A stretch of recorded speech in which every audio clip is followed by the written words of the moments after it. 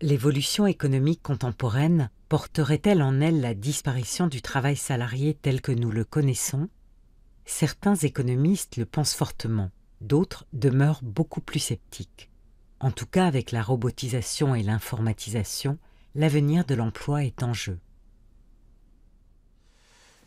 Les trois unités, unité de temps, unité de lieu et unité d'action qui définissent le travail dans le capitalisme sont mises à rude épreuve par les différentes innovations auxquelles nous sommes confrontés à l'heure actuelle. Le télétravail est quelque chose qui se développe. Je vois dans des institutions comme la Banque mondiale, aujourd'hui, de façon très claire, vous pouvez travailler à partir de chez vous. Et une fois tous les 2 mois ou tous les 3 mois, vous allez au siège de la Banque mondiale. Mais vous restez salarié de la Banque mondiale parce que vous avez Internet et vous n'avez plus besoin d'être physiquement présent pour travailler. La question de l'unité de temps. Travailler 8 heures par jour, pour un chercheur, ça ne veut rien dire. Parce que vous pouvez travailler de minuit à 4 heures du matin, parce que vous êtes plus productif, et puis dormir de 9 heures à 13 heures. Bon. Et ainsi de suite. Donc, les innovations technologiques nous poussent à repenser le consensus fordien, taylorien fordiste, qui disait finalement qu'il y a 3 unités qui définissaient le travail.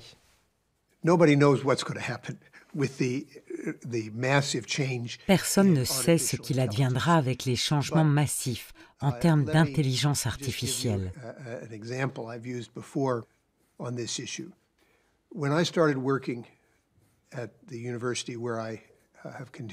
Laissez-moi vous donner un exemple. Quand j'ai commencé à travailler à l'université dans les années 70, on avait un petit département d'une douzaine ou quinzaine de membres. On avait 2 secrétaires.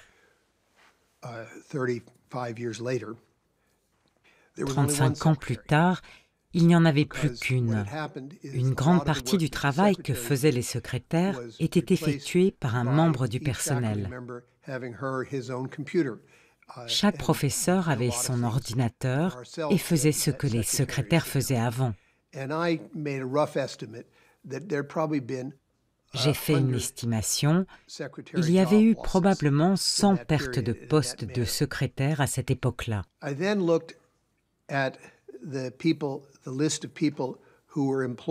J'ai ensuite regardé le nombre d'employés au département des technologies de l'informatique. Il y avait à peu près 100 personnes. Donc un type de travail avait été remplacé par un autre type. Ce n'étaient pas les mêmes personnes, mais le nombre d'emplois n'avait pas baissé.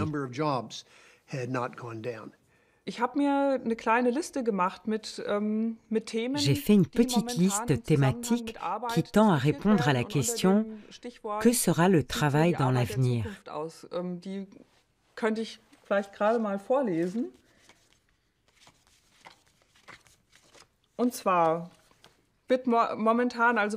Actuellement, on s'interroge beaucoup pour savoir s'il y aura encore du travail ou si une bonne partie sera réalisée par l'intelligence artificielle, des robots ou autres technologies. Alors, que reste-t-il pour les humains? Quel travail vont-ils faire? Une autre question revient régulièrement, quel temps de travail est nécessaire? C'est une idée qui circule beaucoup aujourd'hui. 8 heures par jour, une semaine de 40 heures, ce sont des choses apparues historiquement. Ce n'est pas une loi naturelle, c'est un construit historique. C'est tout à fait réversible. Aujourd'hui, c'est une question beaucoup discutée. Beaucoup de scientifiques affirment que 15 heures de travail hebdomadaire seraient largement suffisantes. Ça libérerait les humains pour d'autres activités.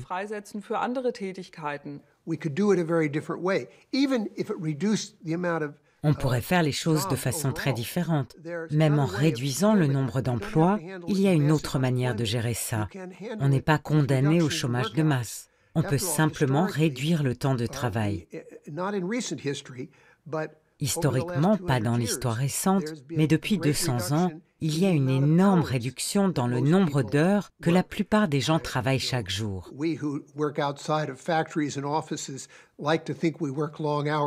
Nous, on a l'impression qu'on travaille très longtemps, etc. Mais pour un travailleur en usine, si on compare la fin du XXe siècle et la fin du XIXe, il y a une réduction énorme. Et c'est du progrès.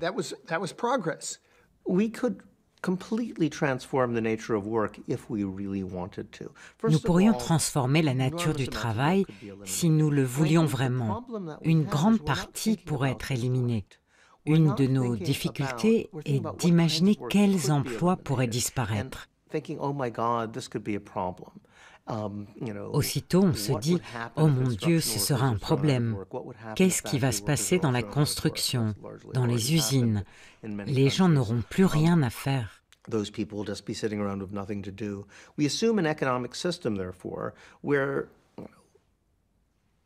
decrease in demand for labor is necessarily a problem. Dans notre système économique, la diminution du travail pose un problème parce que ça suppose de le redistribuer afin que chacun ait sa part et puisse consacrer son temps à d'autres activités. Is somehow completely impossible under the existing economic system, which is weird because that existing economic Ça semble totalement impossible dans notre système économique. C'est étrange parce que nous pensons qu'il est le plus efficace possible, alors qu'il ne résout pas tous les problèmes. I don't think we should talk about it that way. I think we should think about possibilities. I think we should think about, well, we're moving into a world where all those things that our grandparents imagined. Je souhaite que nous allions vers un monde tel que nos grands-parents l'imaginaient quand ils travaillaient dans les usines. Ils imaginaient que leurs petits-enfants n'aient pas à travailler si dur. Ils pensaient que l'avenir les libérerait. Alors que c'est possible aujourd'hui, au lieu de fêter ça, on se demande « Mais qu'est-ce que nous allons faire ?»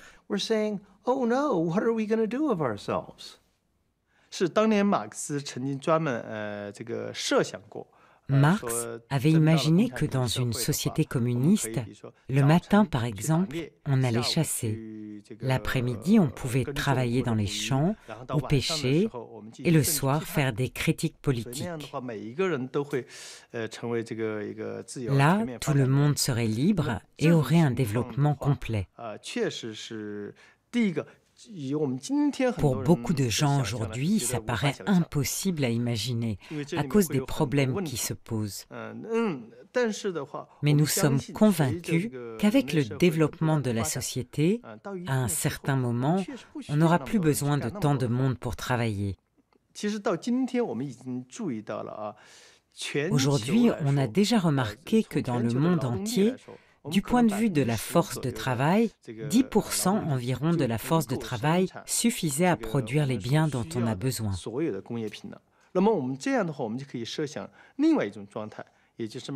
On peut imaginer une autre situation que celle imaginée par Marx à son époque. 5 ou 10% des gens travaillent et 90% des autres ne sont pas obligés de le faire. On peut consacrer 5 à 10% de notre temps à travailler et tout le monde peut avoir du travail.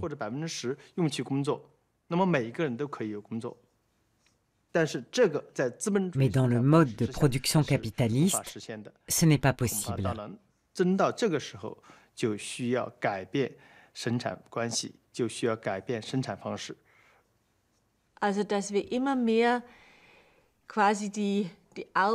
De plus en plus, Le travail pénible des périodes antérieures est confié à des machines et dans une perspective plus longue, les personnes qui les créeront seront des ingénieurs.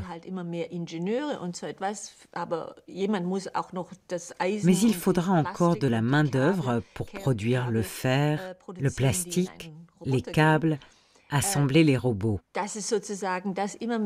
Aujourd'hui, ceux qui construisent ces robots sont intégrés dans les entreprises. Mais leur travail est accaparé par les propriétaires des machines et des techniques.